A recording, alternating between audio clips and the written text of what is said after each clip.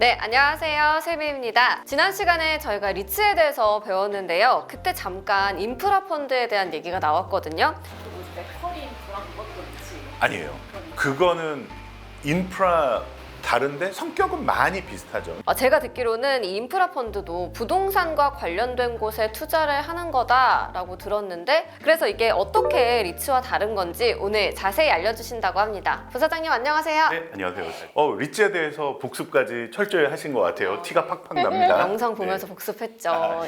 그래서 오늘은 인프라 펀드에 대해서 좀 얘기를 해보려고 하는데, 이게 어떤 건지, 리츠랑은 어떻게 다른 건지 설명을 먼저 해주실까요? 네, 좋습니다. 그러면 리츠는 주로 어디에다가 투자한다고 우리 얘기했었죠? 건물. 그렇죠. 건물이 제일 오피스 대표적이고, 그 다음에 뭐 리테일, 뭐 상가나 쇼핑몰 이런 거 얘기했었습니다. 그러면 인프라 펀드라는 것은 말 그대로 인프라에 투자하는 거예요. 그러면 인프라, 정확하게 이제 인프라스트럭처라고 하는 사회 간접 자본을 말하는데요. 자, 퀴즈 나갑니다. 오늘도.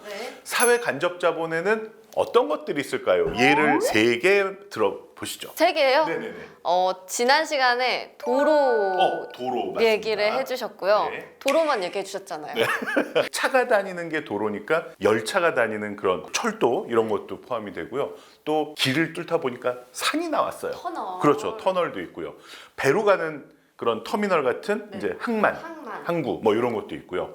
또 다리와 답이 나왔네요. 다리, 교량, 그렇죠. 이런 것들은 이제 사회적 간접 자본이라고 하는데 여기에다 투자를 하는데 생각해 보니까 도로, 터널, 교량 이런 거는 사실은 누가 무슨 돈으로 지어야 될까요? 정부가 그렇죠. 우리의 세금으로. 맞습니다. 맞습니다. 세금으로 정부 또는 지방자치단체에서 짓는 것이 원칙인데 세금에 이제 재원의 한계가 있고요. 또 너무 지어달라는 데도 많고 하다 보니까 아주 필수 불가결하고 굵직굵직한 것은 정부에서 세금으로도 하는데 여기는 그냥 민간 자본이 들어와서 너희들이 도로를 놓고 여기서 뭐를 좀 받아가면 어떻겠니? 통행료를. 그렇죠. 통행료를 받아가라 하는 차원에서 일종의 민자 유치를 하는 거죠. 그래서 이것을 나도 돈이 이렇게 목돈은 없는데 여기에다가 같이 소액을 모아서 적은 돈씩 모아서 큰 돈. 왜 우리 지난번에 1000명이 1000만 원 내면은 100억이라 그랬잖아요. 건물 살 수 있다고. 맞아요. 예. 그런 것처럼 조금 더 많은 사람들이 모이면 도로도 뚫을 수 있고요. 터널도 뚫을 수 있습니다. 가장 결정적인 것은 여기서 무엇을 받는다? 통행료. 그렇습니다. 예. 그러니까 사실 차이가 좀 나왔죠. 리츠는 주로 어디다 투자한다고요? 오피스나 뭐 리테일. 인프라 펀드는 어디에 투자한다고요? 인프라스트럭처. 그래서 뭐 도로, 교량, 터널 이런데. 자, 리츠는 주로 뭘 받아요? 그래서 월세. 그렇죠. 하지만 이 인프라 펀드는 주 수익원이 뭐다? 통행료. 그렇죠. 통행료입니다. 그래서 이게 가장 큰 차이고 좀 차이 아시겠죠? 그래서 크게 보면 뭐 인프라도 부동산이라고 할 수 있지만 그래도 좀 디테일하게 들어가면 확연히 다른 게 있고요. 제일 중요한 거 시험입니다. 리츠는 독재 시험이 너무 많아요. 리츠는 천적이 2개가 있다고 말씀드렸어요. 공실. 정답 하나는 돈을 빌려서 더 큰 오피스를 사니까 뭐가 올라가면은 내가 남는 게 없다? 그렇죠. 맞아요. 그래서 공실하고 금리인데 인프라 펀드는 조금 다른 거죠. 왜냐하면 공실 같은 리스크가 좀 적어요. 아예 없는 거 아니에요? 그런데 예를 들면 코로나 사태 같은 때 차들이 생각보다 많이 안 다녔잖아요. 그러니까 그런 아주 특이한 경우를 빼면은 오피스의 공실률보다는 이런 공실이 날 우려가 상당히 적은 게 특징이고요. 그 다음에 리츠에 비해서 그렇게 빚을 많이 지지 않아요. 거의 있는 돈 가지고 투자를 하기 때문에 아무래도 리츠보다는 조금 더 안정적인 수익을 추구할 수 있는 게 인프라 펀드예요. 어쨌건 펀드인데 이것도 배당금이 따로 있는 거예요? 그렇죠. 리츠도 제가 배당 성향을 말씀드렸을 거예요. 월세로 받은 돈의 몇 % 이상을 주주에게 다시 되돌려줘야 된다고 했냐면 90%.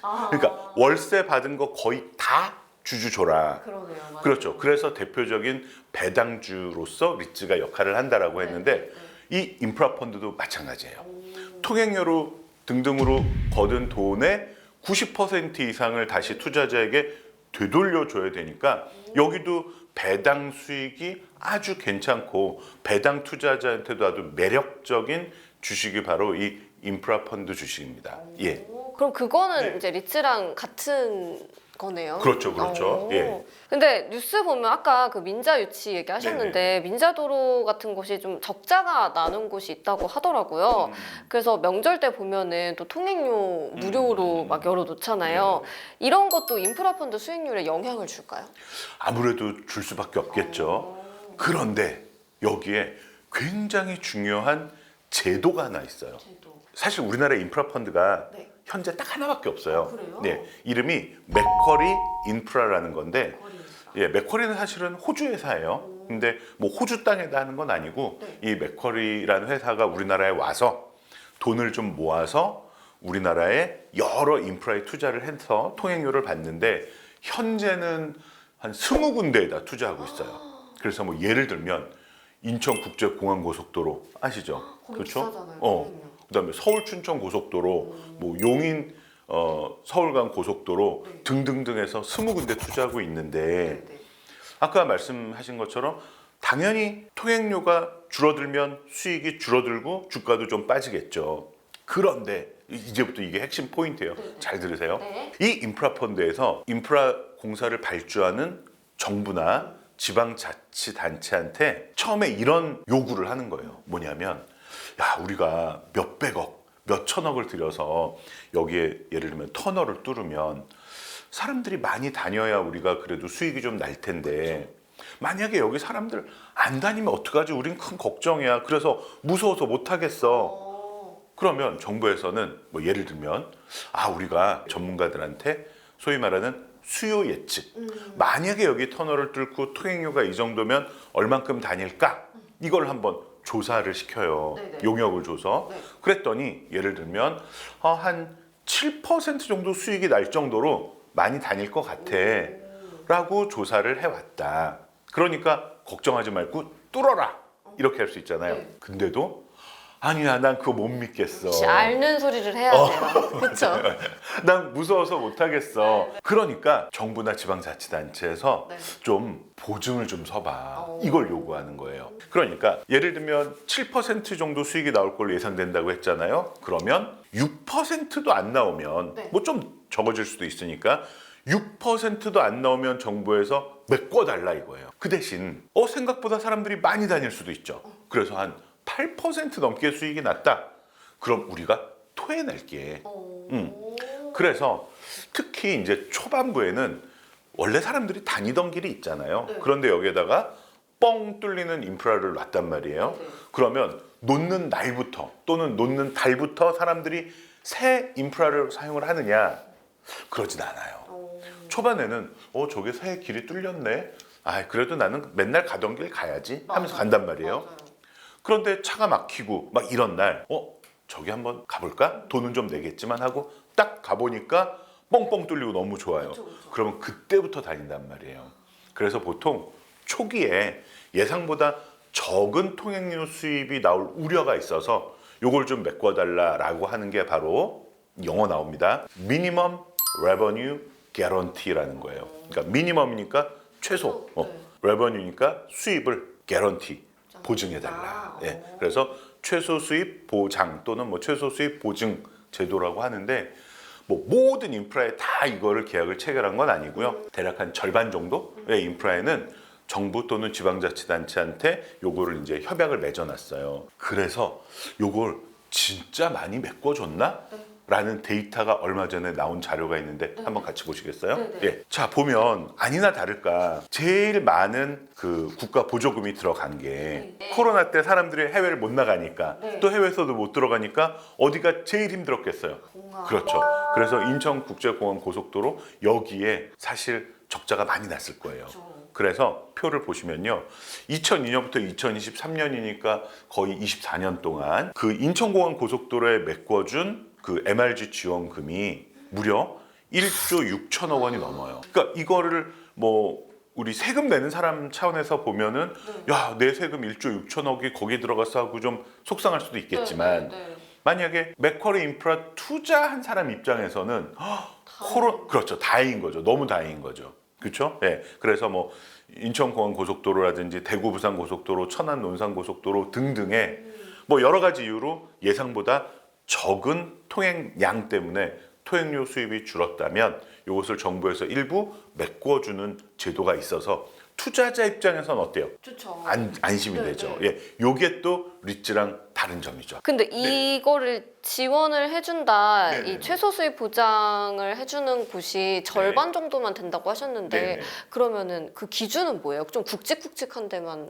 그러니까 이거는 사실 협상하기 나름인데 뭐 아까 말씀드린 것처럼 뭐 시민단체라든지 이런 데서 또 반대 여론도 만만치 않거든요. 그래서 과거에 처음 시작할 때는 대부분 MRG 계약을 맺어준 게 많고요. 최근에 새로 시작하는 인프라는 MRG 맺기가 좀 힘들다고 합니다. 예, 반대 여론도 좀 있고 해서. 그래서 아까 말씀드린 것처럼 이제 인프라 펀드라는 아주 좋은 제도가 있는데 우리가 직접 투자할 수 있는 인프라 펀드는 현재 하나다. 맥쿼리 인프라다. 그래서 여기에서 전국에 20군데 인프라에 골고루 투자가 돼 있고 그다음에 정확하게는요. 이것도 있어요. 사람들이 잘 모르는 얘기인데 이게 우리만 알아야 돼. 우리만 맥쿼리 인프라 투융자예요. 투용자. 정확한 이름이. 네. 그러니까 투자란 뭔지 아시겠죠? 네. 그래서 여기다가 인프라 깔고 통행료 받는 거예요. 네네네. 많이 올라가면 많이 주고 적게 가면 통행료 적어 주고요. 그런데 융자가 무슨 뜻인지 아시겠어요? 모르겠어요. 그러니까 요새는 융자란 말 잘 안 쓰는데 네. 융자가 대출이에요, 대출. 돈 빌려주는 거. 그래서 이 각 사이트에 돈을 빌려주고 고정적인 이자를 받기도 해요. 네, 그러니까 꼭 통행료 수입만으로 돈을 버는 게 아니라 통행료 수입 플러스 이자 수익도 있다라는 거예요. 그래서 회사 이름이 투융자라는 것도 좀 알아두시면 좋을 것 같아요. 그리고 아까도 잠깐 말씀드렸지만 리츠는 특별히 주주총회를 통과하지 않는 한에서 레버리지 비율, 그러니까 몇 배까지 돈을 빌릴 수 있냐면 200%까지 돈을 빌릴 수 있어요. 그래서 보통 한 100%씩은 돈을 다 빌려서 좀 투자를 크게 한다 그랬잖아요. 그런데 인프라 펀드는 그 비중이 딱 최고가 30%예요. 오, 진짜 조금. 예, 그러니까 빚을 별로 안 내는 거죠. 네네네. 그러니까 금리가 올라가는 그 천적이라 그랬잖아요. 네. 그 상황에서도 그야말로 피해가 별로 크지 않는, 예, 데미지가 별로 크지 않은 특징을 가지고 있어요. 그래서 이번 금리 엄청나게 올랐을 때 리츠는 가격이 뭐 거의 뭐 폭락 수준으로 많이 하락했지만 이 맥쿼리 인프라 주식은 주가가 그렇게 많이 빠지진 않은 이유도 바로 이 이유 때문입니다. 네. 자, 그리고 부사장님이 이 맥쿼리 인프라를 얘기를 해주실 때 우리나라에서 이제 투자할 수 있는 단 하나의 인프라 펀드다라고 하셨는데 이 외에도 이번에 인프라 펀드가 하나 더 상장을 한다면서요? 아, 예. 정말 오랜만에 드디어 이제 경쟁 체제가 구축이 될 것 같아요. 그래서 사실 조금 아쉽지만 우리나라 땅에 우리나라 인프라를 깔고 그다음에 우리나라 사람들이 통행료 내는 거잖아요. 네, 네. 그런데 이름이 맥쿼리니까 뭔가 좀 안 어울리잖아요. 네. 예. 그래서 이번에 아마 그런 차원에서 이름을 지은 것 같아요. 이름이 발해 인프라 펀드예요. 뭔가 웅장하죠. 네, 고전적이네요. 네, 네. 그래서 발해 인프라 펀드가 아마 목표는 11월 중에 상장을 하는 걸 목표로 하는데요. 요거는 이제 KB자산운용에서 운용을 하고요. 네. 5개 인프라에 투자를 합니다. 그래서 제가 한번 조사를 해봤더니 신대구 부산 고속도로, 남양주 도시 고속도로, 그다음에 서울 용마 터널, 수원 북부 순환도로, 그다음에 부산 산성 터널. 그러니까 역시 도로 터널이 주죠. 그래서 아직은 좀 작은 규모예요. 5개 정도로 시작을 하는데 여기 목표가 이제 기존의 맥쿼리 인프라보다 배당 수익률을 조금 더 높게 한번 우리는 해보겠다라는 목표를 가지고 뭐 확정은 아니지만 그런 목표를 가지고 운용을 해보겠다고 합니다. 어쨌든 이렇게 좀 경쟁이 되는 것은 뭐 투자자 입장에서는 좋고 또 분산 투자도 할 수 있기 때문에 맥쿼리 인프라가 지금까지 어떤 독주 체제였다면 이제 발해 인프라와 약간 경쟁 체제, 2강 체제로 도입이 되는 게 아닌가 싶습니다. 네. 발해 인프라. 확실히 처음 생기는 그런 펀드다 보니까 배당금을 좀 많이 주겠다는 좀 신경을 거를 많이 쓸 것 이제 같아요. 끌어당기려고 네네, 하는 맞습니다, 거죠. 맞습니다. 근데 저번에 리츠 같은 경우에는 해외 리츠가 되게 다양하고 많다라고 맞아요, 하셨는데 맞아요. 인프라 펀드도 해외가 좀 더 많고 다양하고 투자할 때가 더 많을까요? 그러니까 이런 느낌이에요. 뭐냐면 세미 씨 해외여행 가면서 인천국제공항 네. 사용해 보셨죠? 그렇죠. 우리 인천국제공항 어떻습니까? 너무 좋아요. 너무 좋죠. 네. 저는 전 세계 공항 어디에 내놔도 손색이 없고 1등 공항이라고 생각을 하는데요. 맞아요. 그럼 이런 공항에 투자할 수 있을까요? 인천공항에요? 네, 없어요. 우리 없어요? 주시장 보면은 인천공항이라는 주식이 없잖아요. 네. 즉 민영화가 안 돼 있어요. 그런데 외국은 공항들이 민영화가 되고 상장돼 있는 곳이 굉장히 많아요. 진짜요? 네네. 그래서 공항에도 투자할 수 있고요. 혹시 일본에 여행 가보시면 네. 거기 그 노선이 우리나라는 1호선, 2호선, 3호선, 4호선 이렇게 돼 있지만 거기는 사철이라고 해가지고 네, 뭐 네. 한신선, 한큐선 막 이렇게 돼 있단 말이에요. 맞아요. 그게 어떻게 보면 우리나라로 치면 이런 거예요. 한국철도공사에서는 철도도 있지만 삼성선, LG선, 현대선 막 이런 게 있는 거예요.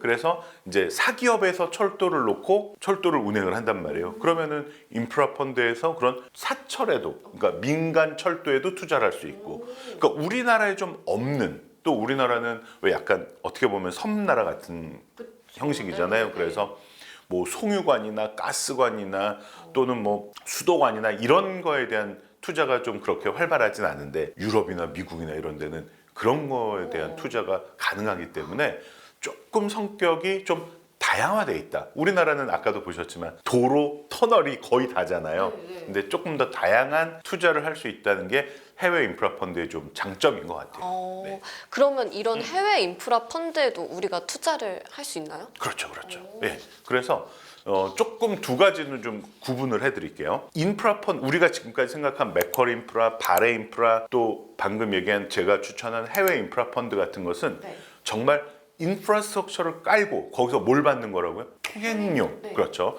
이런 인프라 펀드가 있고요. 사실 해외에는 또 인프라 투자 펀드가 다른 종류가 하나 있어요. 뭐냐면 인프라에 이런 투자를 정부에서 많이 하게 되면 어떤 기업들이 수혜를 좀 많이 받을까 한번 생각을 해보니까 건설회사, 건자재 회사, 전기회사, 건설 공구회사 막 이런 회사들이 잘 되겠죠. 네. 그래서 그런 회사들 주식에 투자하는 인프라 투자 펀드도 있어요.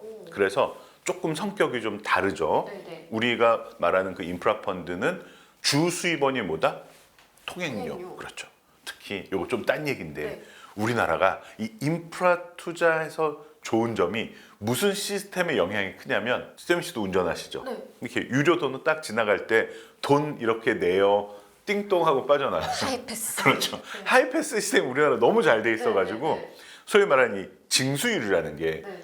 세계적인 수준이에요. 그러네요. 돈 착실하게 다 내잖아요. 그러네요. 심지어 그렇게 내면 비싸다는 생각을 못 해요. 맞아요. 그냥 쑥쑥쑥 빼져. 당장 나가는 게 네. 아니니까. 그래서 그냥 인프라 펀드가 우리나라에선 환경이 꽤 좋은 사업이 아닌가 이런 생각이 듭니다. 그래서 사실 지금 우리가 오늘 이 시간에 따져본 게 이제 세 가지예요. 정확하게는. 네. 하나는 우리나라에 투자하는 인프라 펀드. 네.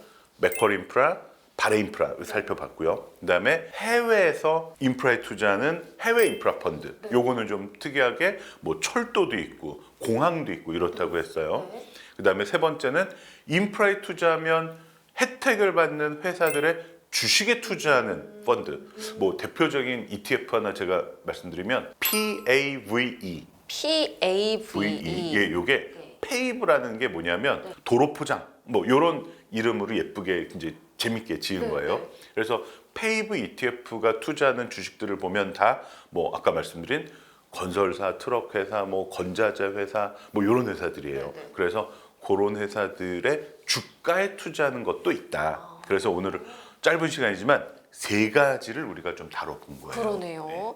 저는 마지막으로 궁금한 게 네. 해외 인프라 펀드에 네. 투자를 하려는 분들이 있을 것 같아요. 왜냐하면 ETF 때도 그랬고 네, 해외가 좀 더 네.